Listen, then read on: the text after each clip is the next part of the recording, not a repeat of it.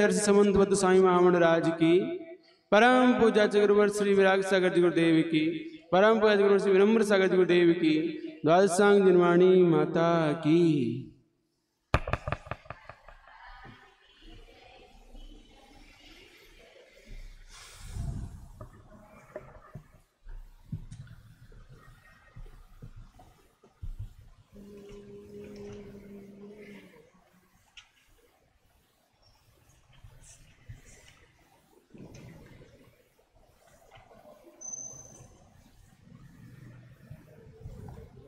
कल चारित्र अधिकार के 8 श्लोक हो गए थे। अर्थात अत्याचार बताए थे कल, अहिंसाणुव्रत के अत्याचार।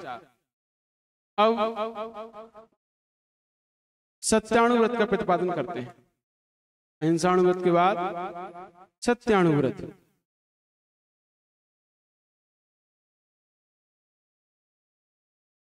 मिल गया?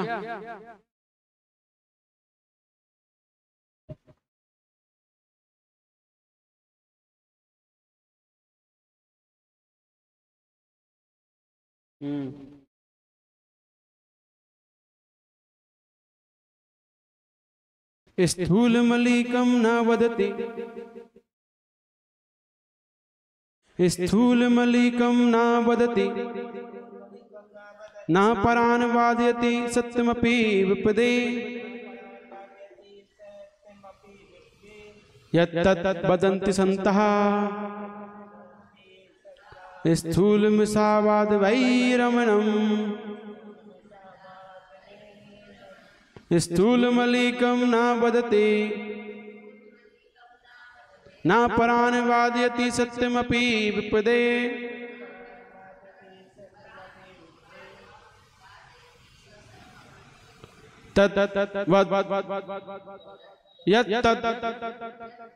यत्तत् वदन्ति सन्तः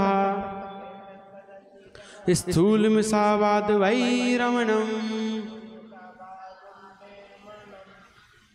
पढ़िए।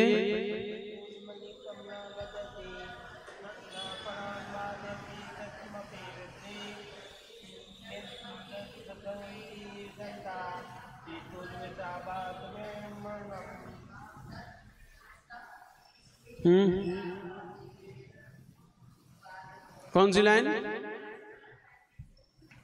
स्थूल मिषावाद वैरमणम्। ठीक। तो यहां कह रहे हैं अब सत्याणुव्रत कैसा होता है। स्थूल सत्याणु, जो स्थूल झूठ का त्याग करता है वह सत्याणुव्रत होता है।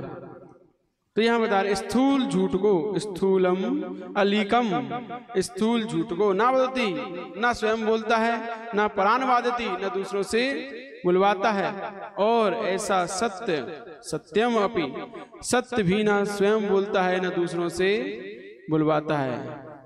विपदे, दूसरों के प्राण घात के लिए हो, ऐसा सत्य, जो सत्य दूसरों के विपदा के लिए हो, प्राणघात के लिए हो, ऐसा सत्य जो ना स्वयं बोलता है, ना दूसरों से बुलवाता है।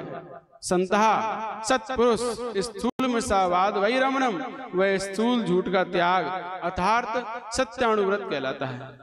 पहला, स्थूल झूठ को ना स्वयं बोलता है, ना बुलवाता है। दूसरा, ऐसा सत्य भी नहीं बोलता जिस सत्य से किसी की हिंसा हो, किसी की पीड़ा हो, घात हो, वो सत्य भी ना स्वयं बोलता है, ना बुलवाता है। ऐसा सत्याणुव्रत नाम का दूसरा व्रत होता है। स्थूल त्याग, स्थूल झूठ त्याग नाम का दूसरा सत्याणुव्रत होता है। तो इस प्रकार के आप लोग करते नहीं करते? स्थूल झूठ का त्याग है कि नहीं है? कि जिसके द्वारा, जिस सत्य के भी द्वारा, झूठ तो छोड़ो, जिस सत्य के भी द्वारा किसी की हिंसा हो रही हो, किसी को नुकसान पहुंच रहा हो, किसी की जान जा रही हो, तो वो सत्य भी नहीं बोलना, चाहे अपनी जान चली जाए, है ना? नहीं आता? आता है, क्यों नहीं आता है? सेठ सुदर्शन, अब सेठ सुदर्शन के सामने रानी, अब उस रानी की मनोकामना पूरी करनी है, अब वो नहीं की जाएगी तो उसने उसके ऊपर झूठा आरोप लगा दिया सेठ सुदर्शन ने मना कर दिया कि मेरा स्वेदार संतोष व्रत है, मैं आपकी इच्छा पूरी नहीं कर सकता, मैं अपने धर्म नियम शील को नहीं छोड़ूंगा। मना कर दिया सेठ सुदर्शन ने। तो रानी पागल हो गई, उसने अपने ही हाथों से ही अपने वस्त्रों को फाड़ लिया, नाखून लगा लिए और राजा से जाके शिकायत कर दी। तो ऐसी स्थिति में राजा ने सुदर्शन सेठ को दरबार में बुलाया और पूछा क्या बात है, सत्य है क्या जो रानी कह रही, तुमने रानी के साथ ऐसे करने का दुस्साहस कैसे किया, तुम्हारी हिम्मत कैसे हुई? लेकिन शेर सुदर्शन मौन, वो नहीं बोले, क्योंकि ऐसा सत्य भी नहीं बोलना है जिससे किसी की जान जाए, पीड़ा हो। क्योंकि वो सत्य बोलता, क्योंकि वो तो सेठ है, नगर सेठ है, राजा से भी ज्यादा इज्जत है उसकी नगर में, और वो जो बोलेगा वो सत्य मान लिया जाता। लेकिन उसने कहा कि नहीं, मैं यदि बोलता हूं तो अभी रानी की जान जाती है। तो उसने रानी की जान बचाने के लिए मौन धारण कर लिया, सत्य नहीं बोला क्या सत्य है, और फांसी की सजा स्वीकार कर ली। राजा ने उसे फांसी दे दी, लेकिन वो स्वीकार है, लेकिन ऐसा सत्य भी नहीं बोला जिस सत्य से किसी की जान जाए। तो वो अपने आप ही प्रकट हो गया। जब उसको सूली पर चढ़ाया गया, जैसे ही उसे सूली पर, फांसी की सूली पर चढ़ाया जाता है, वैसे ही फांसी का फंदा गले की माला बन जाता है। जय जयकार करते हैं देवलोग कि सुदर्शन सेठ दोषी नहीं है, निर्दोष है। जय जयकार होती है उसकी पूरे नगर में। अपने आप पता चल जाता है रानी दोषी है, देश निकाला दिया जाता है उसे। तो उसने नहीं कहा, उसने कहा मेरी जान चली जाए, लेकिन मैं ऐसा सत्य भी नहीं बोलूंगा जिस सत्य से किसी की जान जाए, पीड़ा हो, दुख पहुंचे। ऐसा स्थूल सत्य का मतलब ऐसा झूठ कहलाता है। ये भी झूठ है, जो सत्य दूसरों को पीड़ा दे वो सत्य भी झूठ के समान ही होता है। इसीलिए ऐसे स्थूल झूठ का त्यागी वह सत्यानुव्रतधारी सुदर्शन सेठ था। तो आप लोग जीवन में ऐसा आए तो करोगे कि एक तरफ हमारे ऊपर झूठा इल्जाम लगाया हो गया हो और दूसरी तरफ सामने वाले की जान बचानी हो, क्या करोगे? अपने आप को सही साबित करोगे या दूसरे को बचाओगे? मौन ले लेंगे। हाँ, तो मौन लेना ही तो है, दूसरे को बचाना। मौन लेना दूसरे को बचाना है, क्योंकि अब बोलेंगे तो दूसरा खतरे में पड़ता है, और नहीं बोलेंगे तो खुद खतरे में। तो ये सत्यानुव्रत है कि जहां पर कोई किसी की हिंसा हो रही हो, किसी को नुकसान पहुंच रहा हो, पीड़ा पहुंच रही हो, ऐसा सत्य भी नहीं बोलना। ये सत्यानुव्रत है। जब अणुव्रत में ऐसा कह दिया गया है तो फिर महाव्रत में तो बात ही अलग है ना। महाव्रत में तो ऐसा सत्य बोल भी नहीं सकते। तो इसीलिए ये सत्पुरुष स्थूल झूठ का त्याग करते हैं अर्थात सत्यानुव्रत को स्वीकार करते हैं। इस व्युत्पत्ति के अनुसार वैरमणम शब्द में अर्थात अण प्रत्यय हुआ है, इसलिए जो अर्थ वीरमण शब्द का होता है वही वैरमण शब्द का होता है। स्थूल का अर्थ यह है कि जिसके कहने पर निज और पज पर के लिए राजा आदि से बद बंधन आदि प्राप्त हो, वो स्थूल सत्य कहलाता है। ऐसे स्थूल झूठ को जो ना तो स्वयं बोलता है, न प्रेरणा देकर दूसरों से बुलवाता है, साथ ही ऐसा सत्य भी यह चोर है इत्यादि न स्वयं बोलता है न दूसरों से बुलवाता है, उसे सत्यानुव्रत कहते हैं। उमा स्वामी महाराज असत्य का लक्षण लिखा है। उन्होंने क्या लिखा है? अस दविधान मन्यतम, अस दविधान मन्यतम। ये तत्वसूत्र में उमा स्वामी आचार्य लिख रहे हैं कि असत अभिधान, जो गलत हमारे व्याख्यान हैं, जो गलत मन की प्रवृत्तियां हैं, जो विद्वान नहीं है, उनको कहना झूठ है। अविद्वान पदार्थ कथन करना, जैसे देवदत्त के ना रहते हुए भी कहना ये देवदत्त है, अविद्वान पदार्थ को कहना झूठ कहलाता है। यह असत अभिधान अविद्वान को प्रकट करने वाला पहला असत्य है। दूसरा, विद्वान पदार्थ कथन नहीं करना, जैसे देवदत्त रहते हुए भी कहना कि देवदत्त नहीं है, ये दूसरा झूठ है। विद्वान वस्तु को मेटने वाला दूसरा असत्य है। यहां पर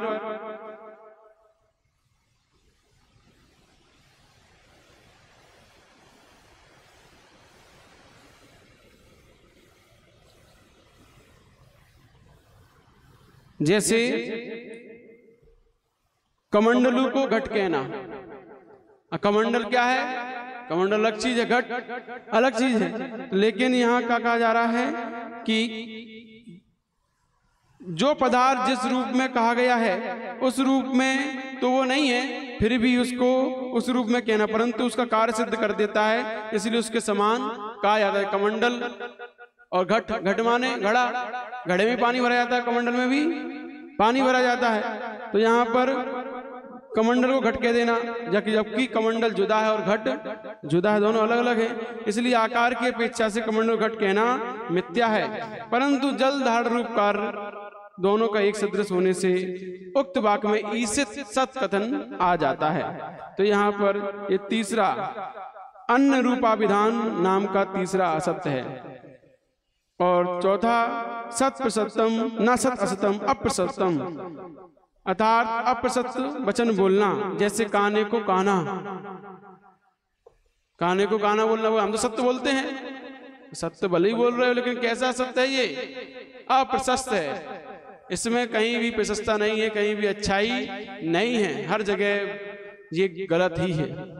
काने को काना, भेड़े को भेड़ा और लंगड़े को लंगड़ा, इस प्रकार से कहना ये निंदनीय वचन है। कैसे वचन है?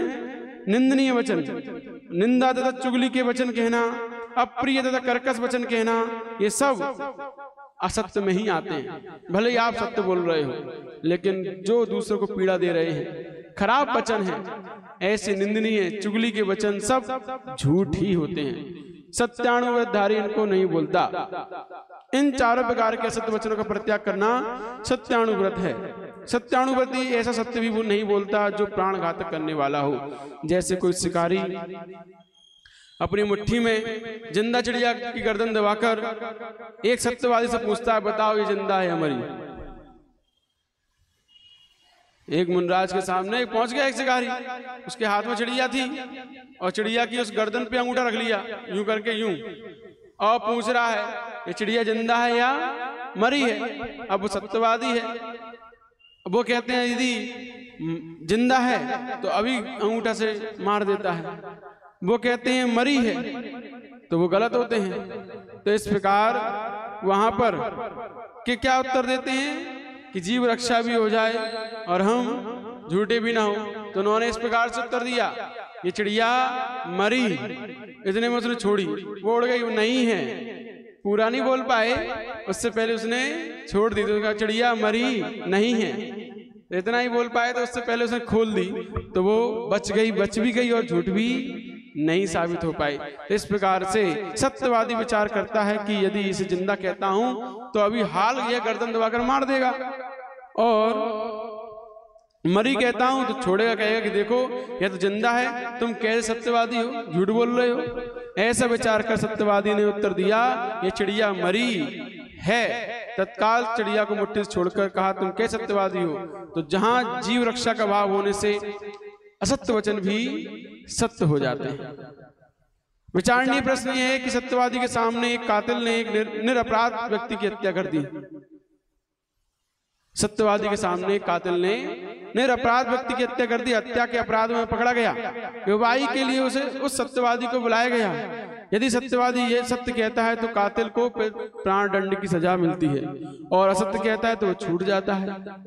पर उससे अन्याय का समर्थन होता है, जिसके फलस्वरूप उस कातिल के द्वारा अनेक जीवों की हिंसा भी हो सकती है। इस स्थिति में सत्यवादी क्या बोले, सत्य बोले या असत्य बोले? यहाँ प्रश्न किया गया है कि किसी सत्यवादी के सामने किसी निरपराध व्यक्ति की हत्या कर दी गई।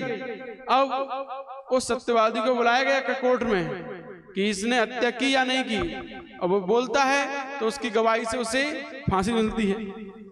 अब वो अगर मैं सत्य बोलता हूँ ये फांसी लगती है, मैं असत्य बोलता हूँ किसी ने नहीं किया तो ये निकल के बाहर निकल कर और लोगों को मारेगा और लोगों की हिंसा करेगा। तो ऐसी स्थिति में क्या करे वो सत्यवादी? तो उस समय परिस्थिति के अनुसार सत्यवादी 3 कार्य कर सकता है। प्रथम तो वह इस प्रकार की गवाही के चक्कर में पड़े ही ना, हमें जाना ही नहीं है वहां पर। द्वितीय यह है कि यदि वह कातिल अपने पाप से घृणा करने लगता है और आगामी के लिए वैसा अपराध नहीं करने की प्रतिज्ञा करता है तो उसकी प्राण रक्षा के अभिप्राय सत्य नहीं बोले। दूसरा ये भी हो सकता है कि वो कातिल कहे कि हम आप सत्य ना बोलें, हम प्रतिज्ञा करते हैं कि आज के बाद ऐसे कार्य दोबारा नहीं करेंगे, तो उसकी जान बचाई जा सकती है। और तृतीय है कि अन्य अनेक जीवों की रक्षा के अभिप्राय से वह सत्य बोल भी सकता है, क्योंकि संसार में जो अगर उनको ऐसे लोगों को बढ़ावा दिया तो अराजकता फैल जाएगी तथा उसके फलस्वरूप अनेक जीवों की हत्याएं और होंगी, तो यह जीव प्राण घात की अपेक्षा से अधिक पाप है। तो इसीलिए ऐसे समय सत्य भी बोल देना चाहिए। तो 3 प्रकार से, पहले तो गवाही के चक्कर में पढ़े, तो दूसरा ये बताया कि वो सामने वाला व्यक्ति गिलानी करे अपने पाप से, पश्चाताप करे, उसका प्रायश्चित मांगे और दोबारा आगे कभी करूंगा नहीं इस प्रकार का संकल्प करे, तो उसकी जान भी बचाई जा सकती है। और तीसरा यही है कि सत्य बोलकर ऐसे प्राणियों को सजा दिलाई जाए जिससे कि समाज में दोबारा ऐसे काम ना हो पाए। तो 3 प्रकार के कार्य वो कर सकता है, उत्तम, मध्यम, जघन्य। तो ये सत्यानुव्रत के पालन करने वाले व्यक्ति के लक्षण बताए कि ऐसे लक्षण होते हैं, इस प्रकार की उसकी चर्या होती है, इस प्रकार से उसे कार्य करना होता है। ठीक, अब इसके आगे इस सत्यानुव्रत के अतिचार कहे जाएंगे। कौन कौन से इसके अतिचार हैं?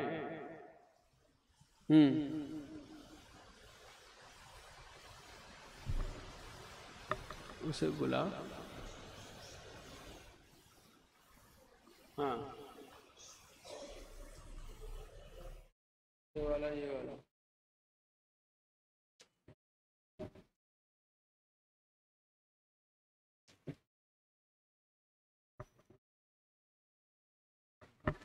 यही मिल रही है।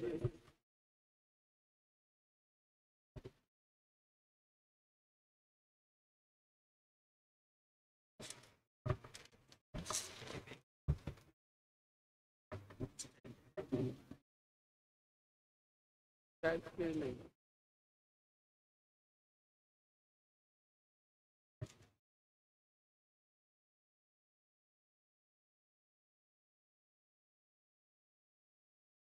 टाइप के नहीं बुलाना, अपन को इस टाइप के बुलवाना है तो वो चूल्हे में भी काम आ जाए।